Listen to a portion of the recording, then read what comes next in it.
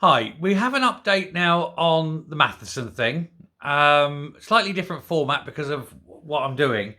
But we are going to go and have a look now to see exactly what has been claimed, what rules he's broken, and possibly even what is going to happen to him going forward. But it turns out, now, as I said in the previous one, he'd broken two sections of the Code of Conduct, and all three of the complaints that were formally made have been upheld.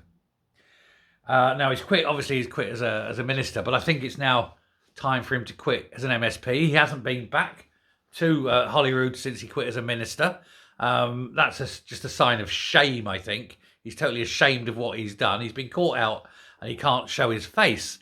And if he's not going to be willing to do the job, then quit and let someone else go in and do the job, surely. Anyway, minutes from the... I'm going to have to read it separately, so do apologise for this. But minutes from an SPCB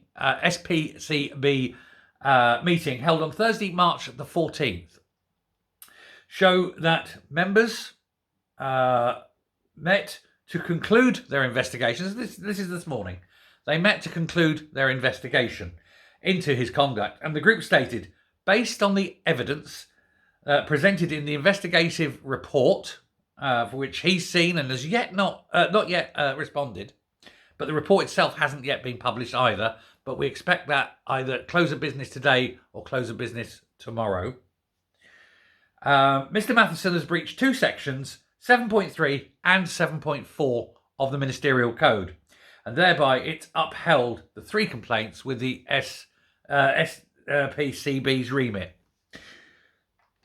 Now, it says here, the minutes this is what the minutes have said. While the costs to the public purse had been addressed, the in other words, when he repaid the monies, the SPCB agreed that the Nolan principles of standards in public life had been breached.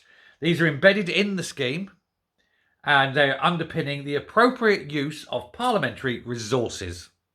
This represented the high standard by which all members are supposed to abide. And then it's the one that the SPCB considered that the public must have the most confidence in. And obviously, with those being breached, that's not the case. It says here, now, Section 7 of the Code, that covers the general conduct of MSPs, with 7.3 saying MSPs must abide by the SPCB policies. These cover a range of issues, including the use of IT, data protection, use of parliamentary resources, and dealings with the media and unacceptable actions. Now, of course, on that one, you've got the IT problem. He was using it for personal use. Data protection, he was letting his children access it if you believe that that's what actually happened. And use of parliamentary resources. Well, obviously, it's a parliamentary resource he was using for what I always like to think of as gentleman's special time, isn't it? Michael has some special time. Anyway, 7.4, and this is the big one, of course, covers expenses. And now it reads, no improper use should be made of any payment or allowance made to members for public purposes. It said members must abide by the parliamentary rules of reimbursement of members' expenses agreed by the Parliament. So basically, he's being done on the attempted fraudulent claiming against the public purse for his data while on holiday. Now, he threw the children under the bus. He's blaming the children. Oh, look at them. They were watching football on it. Well, it seems from 7.3, one, he shouldn't have allowed them anywhere near it because it's not for that. And two, even if they were near it, it shouldn't be for personal use for things like that. So there's that. And then, of course, obviously, he knowing full well what he was using it for and then putting that claim in is obviously the 7.4 breach. And so the very fact that they've agreed and withheld the complaint means that they agree that he made a fraudulent claim. There is no way around that now. The very fact that that complaint has been upheld means that they are claiming that that claim was wrong and is therefore a fraudulent claim. So I don't need to say allegedly anymore. it's fraud.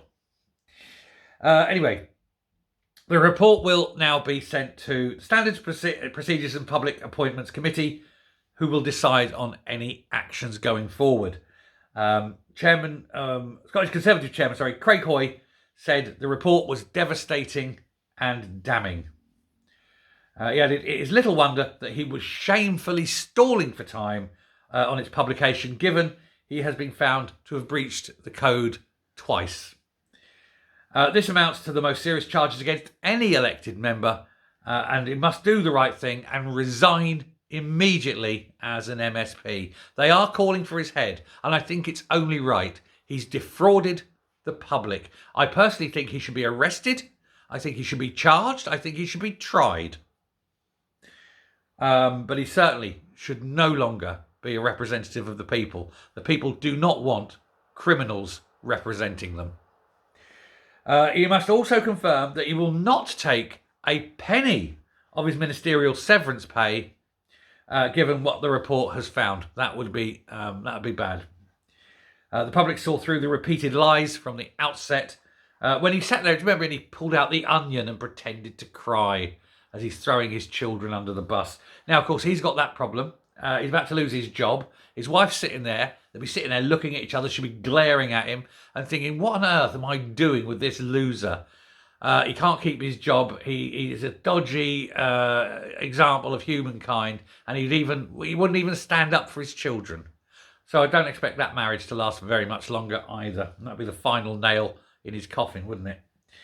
Anyway, Jackie Bailey, just to round this off now, we're nearly at the end. Jackie Bailey said the findings pose serious questions for the First Minister. Absolutely they do. Humza Yousaf stood by him time and time and time again. He's fine. He's innocent. He's done nothing wrong. And now the report comes out. The committee said, yes, he has. And it's fraud and it's just general seediness and corruption by a transient little politician, a very sad little man who's destroyed his own career with greed.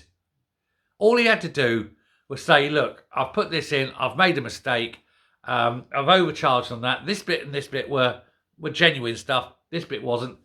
And I'll offer to pay that myself. Can I just have a bit of time? And, if he'd have done that day one, don't think anyone would have minded. He said, look, it's run up big. It's bigger than I thought. Can I just have a bit of time to pay it back? Yeah. And as long as you paid every penny that you owed back, that would have been an end to the matter. But greedy mister, I'm going to put it in and get that taxpayer to pay the lot of it.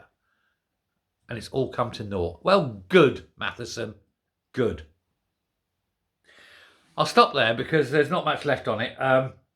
There is just the fact that it's going to go to the Standards Committee, who will look, and they probably will censure him. They'll give him he's probably going to get like a suspension.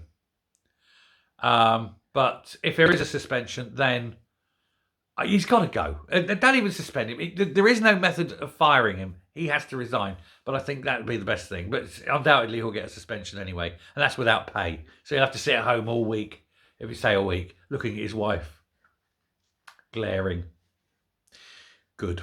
Anyway, thanks very much. I'm done. I think that's it now. Just to see once they actually publish the report, we'll do another one if they republish. Like I say, it should be either close of business today or close of business tomorrow when the full report's released. Till then, bye.